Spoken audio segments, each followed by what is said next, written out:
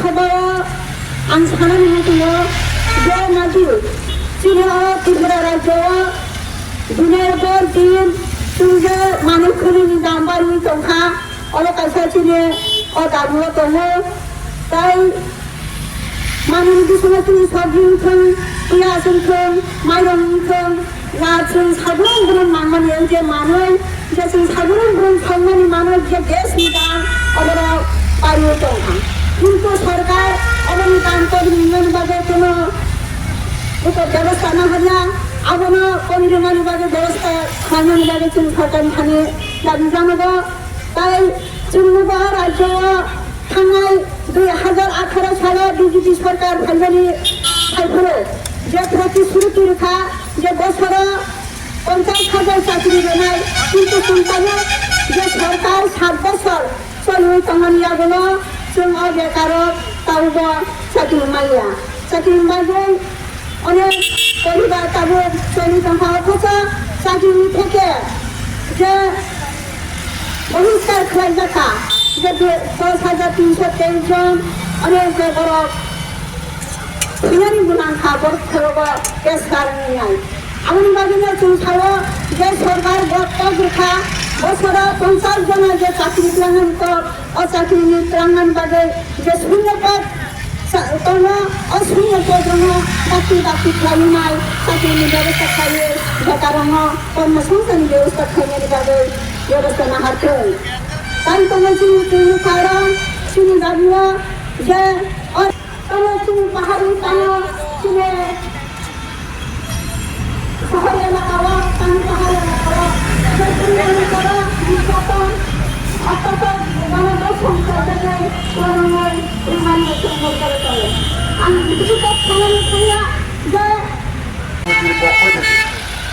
সংগ্রামী অভিনন্দন জানাই।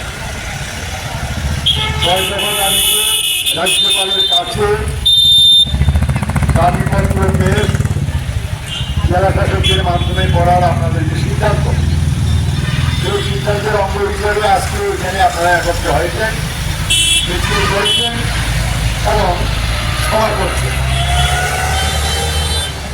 আমাদের রাজ্যে বামফ্রন্ট সরকার 18 সালে যখন ক্ষমতার বাইরে যায় তারপর নতুন এক সরকার আসে নানা প্রতিশ্রুতি দিয়ে।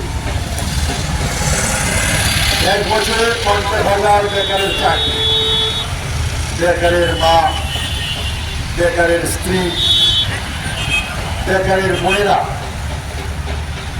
আনন্দিত হয়েছিলেন। বামফ্রন্ট যা করতে পারিনি, এখন এক দলের সরকার দিল্লি এবং রাজ্যে ডাবল ইঞ্জিনের সরকার, নিশ্চয়ই তা হবে। কিন্তু দুর্ভাগ্যের হলো সত্যি তারা আজকে শাসন করছে, 7ম বছর চলছে। এই 7ম বছরে বামফ্রন্ট থাকাকালীন কর্মচারীদের যে সংখ্যা ছিল এ ছিল 1.5 লক্ষের মতো। আজকে এই সরকারের দেওয়া বাজেটে অধিবেশনে যে ফিগার দিয়েছে তাতে কর্মচারীর সংখ্যা 1 লাখ। 50,000 ঠিকই আছে, নতুন চাকরি নয়। 50,000 লোক রিটায়ারমেন্টে গেছে, এই শূন্য স্থানগুলো আর পূরণ করেনি। বুঝতে হবে বেকার যুবক যুবতীদের সঙ্গে প্রতারণা করেছে।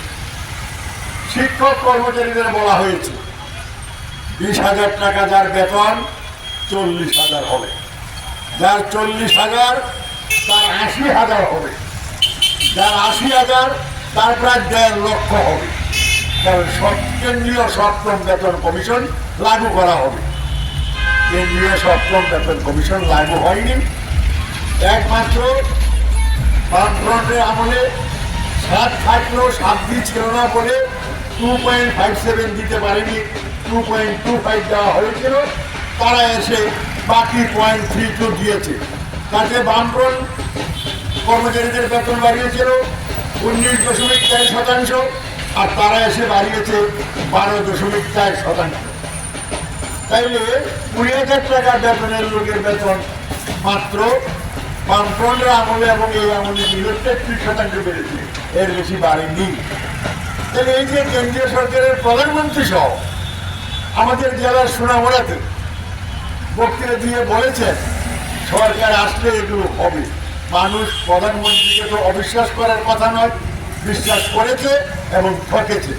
এখন দেখছে তারা 25% দিয়ে বাকি, আরো তারা 25% দিয়ে পাবে, সেই টাকা দিচ্ছে না। তাই শিক্ষক কর্মচারী পরিবারের স্ত্রী বোন যারা আছেন তারা বললেন যে সেটাও হয়নি। তারপর বলেছিল রেগায় যারা কাজ করে 100 দিনের কাজ আর অল্প টাকা মজুরি, তারা আসলেই 200 দিনের কাজ এবং 340 টাকা মজুরি দেয়। এগুলো আমার কথা নয়, ঢাউল ঢাউল বিজ্ঞাপন দিয়ে বিশাল ডকুমেন্ট বলে এগুলো লিখেছিল। 200 দিন কাজ দূরে থাক, বছরে 30-32 দিন কাজ পাচ্ছে প্রকৃতপক্ষে যারা কাজ পায়।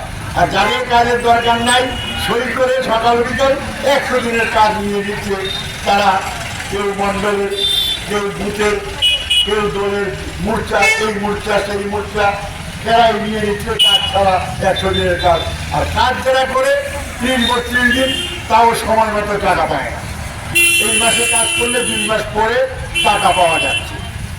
গভীর ষড়যন্ত্র কেন্দ্রীয় সরকার করছে যে এই জায়গায় কর্মসূচি তারা তুলে দিতে চায়, কিন্তু যেহেতু এটা আইন, এই আইন পাল্টাতে খবর আছে, তাই তারা দেখলো যে হাতে মেরে লাভ নাই, হাতে মারো, তাই টাকা কমিয়ে দিচ্ছে।